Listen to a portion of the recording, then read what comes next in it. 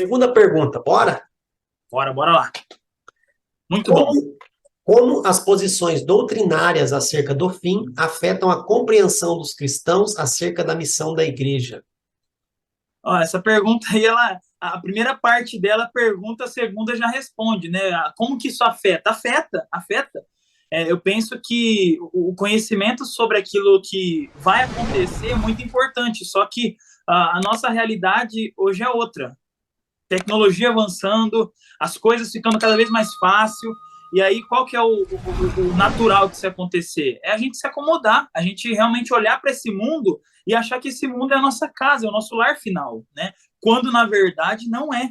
Então, eu passei a ter essa noção, e essa também é uma pergunta importante, porque há cerca de 2 anos e meio, 3 anos atrás, eu passei a dar mais importância para a doutrina do fim dos tempos. Era uma doutrina que eu deixava engavetada. Eu falava assim, não, é algo secundário. E aí eu usava essa desculpa de é algo secundário para deixar para lá. Eu não vou estudar isso, eu não vou me aprofundar nisso. Eu não vou correr atrás sobre o pensamento que fala sobre o fim dos tempos. Porque tem muitas visões, porque muita gente fala sobre isso, é muito difícil, é muito complicado e não sei o quê. E várias desculpas eu já usei para isso. Só que a partir do momento em que eu entendi que Deus, ele realmente, no ato relacional que você colocou muito bem, eu entendi que Deus, ele me queria mais atento para esse tipo de coisa. E aí eu comecei a estudar vários textos do Antigo Testamento que nos trazem informações sobre o fim dos tempos e que estão alargados, jogados, escondidos, como se, sei lá, fosse, é só contexto de Antigo Testamento,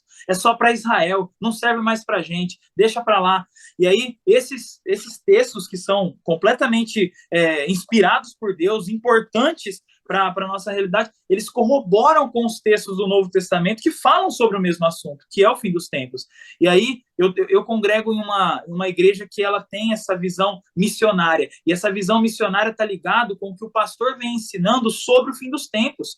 O pastor, ele traz a urgência para a gente constantemente do evangelismo. Por quê? Porque Jesus vai voltar. É uma verdade, é uma certeza. As coisas estão acontecendo e vai culminar nisso, vai culminar na volta de Jesus. Então, a missão da igreja nesse mundo não é viver para si, não é se fechar para si, não é simplesmente trabalhar para ter vários e vários eventos, e aí a igreja tem programação na segunda, na terça, na quarta, na quinta, na sexta, no sábado, no domingo, e nenhuma das programações é para fora, é sempre para dentro. Eu já estive em muitas programações assim. Hoje a minha visão, por conta do conhecimento do fim dos tempos, por conta das coisas que estão acontecendo e que ainda vão acontecer, por conta da urgência que isso traz, hoje eu enxergo que a missão da igreja, o evangelismo, o ID, ele precisa ser algo que faz parte da nossa caminhada, tanto quanto a minha vida de oração, tanto quanto a minha vida de meditação na Bíblia. Então, isso tudo precisa caminhar junto. Eu preciso entender que a promessa de que Jesus vai voltar e de que coisas vão acontecer até Jesus voltar, e eu preciso saber identificar essas coisas para que a minha escatologia, né, a minha visão sobre o fim dos tempos não seja aquela visão de jornal. Quando está tudo indo mal, significa então que Jesus está voltando. Aí de repente começa tudo a prosperar, na verdade não, Jesus não vai voltar ainda, tem muita coisa boa acontecendo. Aí depois começa a ir mal de novo, Jesus está voltando. E aí fica nisso. Quantas e quantas pessoas não começaram a achar que com a guerra agora, Jesus está voltando, mas poxa, a Bíblia já fala para a gente há tanto tempo que Jesus está voltando, a Bíblia já fala para a gente há tanto tempo que as coisas estão acontecendo. Aí porque eu vi alguma coisa, porque eu enxerguei alguma coisa, eu passo então a me preocupar com o fim dos tempos, com a volta de Jesus. Então, a igreja ela precisa ter esse olhar, urgência. Jesus está voltando e a igreja primitiva entendia isso. A igreja primitiva olhava para essa verdade de que ele voltaria, porque lá em Atos, quando ele sobe, ele fala que do mesmo jeito que ele subiu, ele vai voltar.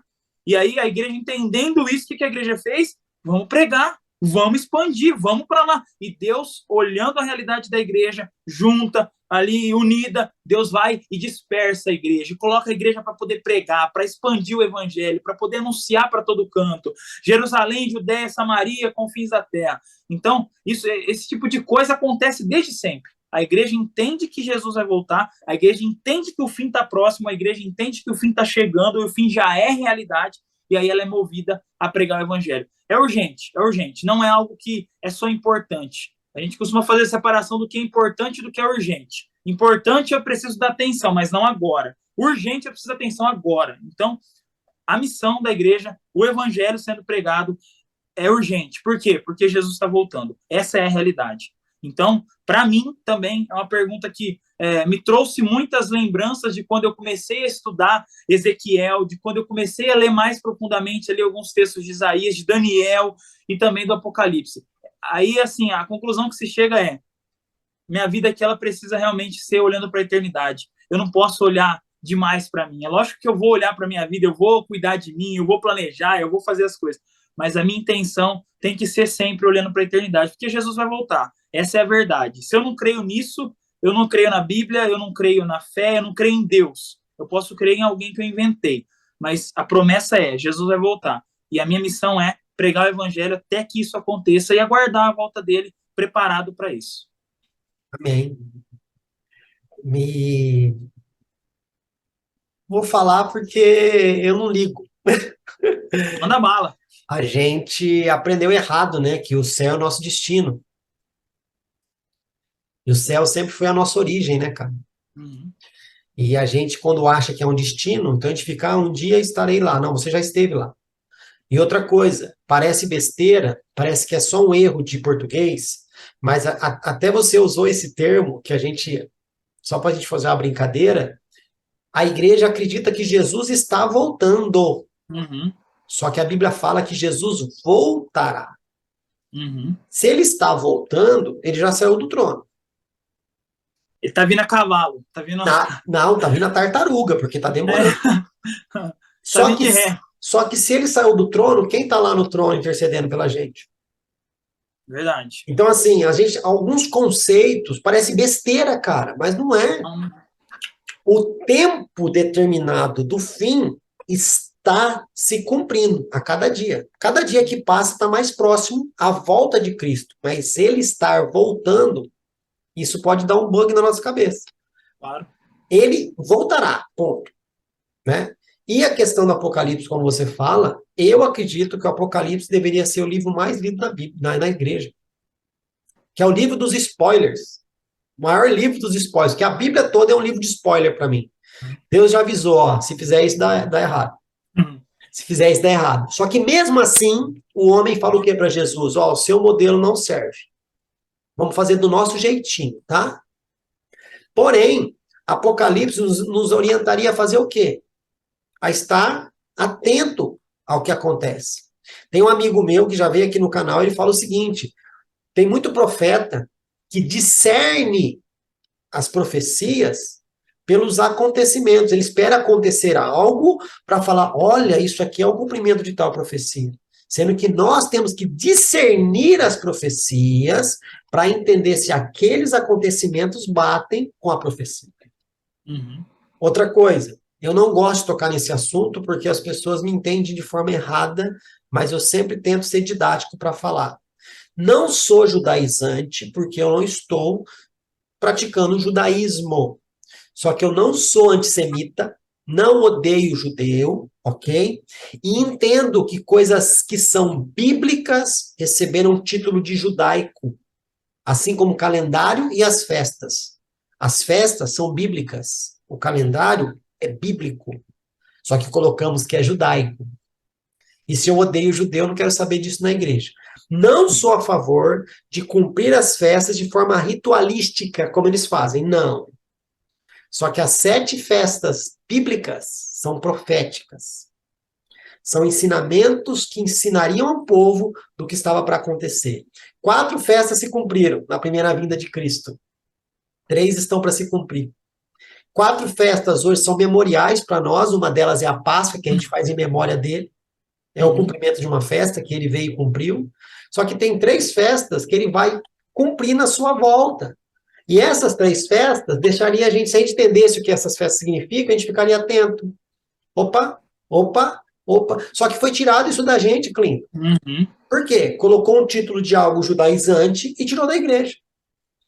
Só que Deus se importa com essas festas, Deus se importa com esses ciclos, Deus se importa com que as coisas aconteçam de forma cíclica, como sempre foi, né? E é isso que falta para a gente. O Apocalipse é um livro que a gente deveria saber de cor e salteado. Aí você falou, ah, mas é difícil. Aí eu volto a dizer, sabe por que é difícil? Porque você tirou o intérprete de dentro da academia. Uhum. Você tirou o intérprete de dentro da igreja. É por isso que você não entende, tá? Mas era só uma besteirinha que eu queria falar. Não, não é besteira não, excelente, excelente. Assim, isso que você falou é importante porque o livro de Apocalipse, ele realmente, ele é deixado de lado. Eu falo para você porque eu fiz isso, eu reconheço meu pecado, eu fiz isso. Por muito tempo eu não levei o Apocalipse tão a sério quanto deveria. Hoje já é diferente, certo? Mas assim, as pessoas elas vêm interpretar Apocalipse agora sempre com pressupostos. O pressuposto sempre vem junto. Então eu vou olhar para o texto lá, a gente olha para algo que, aos nossos olhos, é algo impossível de acontecer. O que eu faço? É um símbolo. Aquilo é só simbólico. Eu olho para aquilo, não, na verdade, aquilo lá não é bem assim. Aí quem que define o que é simbólico? O meu pressuposto. Aquilo que eu acho que é. Aí eu pego outros textos, não, isso aqui é literal. E aí eu fico nesse jogo de eu escolho aquilo que é literal e aquilo que não é. E isso foi algo que eu fui confrontado, tá? Eu fui confrontado lá no texto de Zacarias 14, por exemplo, e aí é um texto que eu já vi tanta gente alegorizando, tanta gente pegando e tentando fazer um malabarismo aquilo ali, e aí você olha para o texto e você deixa o texto falar por si só, você fala, meu, é isso, o texto está falando, é aquilo. Ah, mas como é que... É isso, o texto está falando, então é assim que vai acontecer. Esse é o cumprimento, esse é assim que funciona. E aí, eu fiz muito isso, eu interpretei muito com pressupostos. A partir do momento em que Deus mostrou que, é o que você falou, eu gostei muito da expressão, tirar Deus, tirar o autor do livro dele. Como é que você tira o autor do livro dele? Não tem lógica. Mas acontece, você tira e você perde o entendimento, a essência do que significa. E aí eu orei muito para Deus, falei, Senhor, quero tirar os pressupostos. Fala. Eu quero ouvir. Eu quero deixar o texto falar por si só. Aí eu fui lá para o Apocalipse 20, nossa, e o texto foi falando. E deixa o texto falar por si só. Então, é uma experiência que eu convido todo mundo a fazer. Eu convidei amigos meus a fazerem isso, eles fizeram, e a conclusão que nós chegamos foi a mesma. Deixa o texto falar. Guarda os autores que querem enfiar pressupostos nas coisas. Guarda eles, depois a gente lê eles. Vamos olhar para o texto. Deixa o texto falar. O texto está falando? Você vai brigar com o texto? Então deixa o texto falar. A gente recebe o que o texto fala. E não tem jeito. Eu preciso de Deus para poder me dar o entendimento disso. Sem Ele, não vai. Então, gostei do que você falou. E eu tenho uma pergunta para você. Então, você é sionista? Não, ó, eu não me pego a esses títulos, cara, que só faz separação. Eu sou de Não, Cristo, mas entendeu? eu falo assim, você, pelo significado, então, a questão dos judeus e tal, porque pelo jeito que você falou, você tem um respeito Tem. pelos judeus nesse sentido. Jesus era E judeu, filho. Pelo amor de então, Deus. pois é, pois é. Tem, E tem aí, se amigos, você. tem amigos que chegaram e declararam para mim, Fabrício, eu odeio judeu. Eu falei, tá, e você faz o que com Jesus? Aí você pegou, aí não tem Tá? jeito. Eu não É. sou dessa visão de que os judeus ainda vão dominar tudo, que os judeus ainda vão se levantar de uma forma faraônica e vão ser o cabeça. Não, a Bíblia não fala isso. A Bíblia fala da união das duas casas, a casa de Judá e a casa de Efraim. Isso é um cumprimento que vai acontecer. Então, para mim, cara, e aí que eu te falo, eu não me prendo a esse tipo de coisa. Ah, você é sionista, você não é sionista, você é isso, você é aquilo. Cara, se for trazer divisão para mim, eu não sou nada. Uhum. Quando você fala, eu sou batista, eu também sou, porque eu creio no batismo de João Batista, então eu sou batista. Ah, mas eu sou assembleano, porque você vai na assembleia? Não, porque a Bíblia fala que nós vivemos uma assembleia dos santos, então eu sou assembleano. Entendi. Entendeu? Então, assim, Uhum. eu sinceramente, cara, eu não me prendo a esse tipo de coisa, né? Entendi. Mas eu entendi o que você quis perguntar, tá bom? Não, só para saber, porque realmente é bem, pelo menos no meio que eu vivo, onde as pessoas são reformadas, eu vejo um desprezo, sim, com os judeus. E até mesmo com essas coisas dos judeus, né? Titio Lutero, né, bem?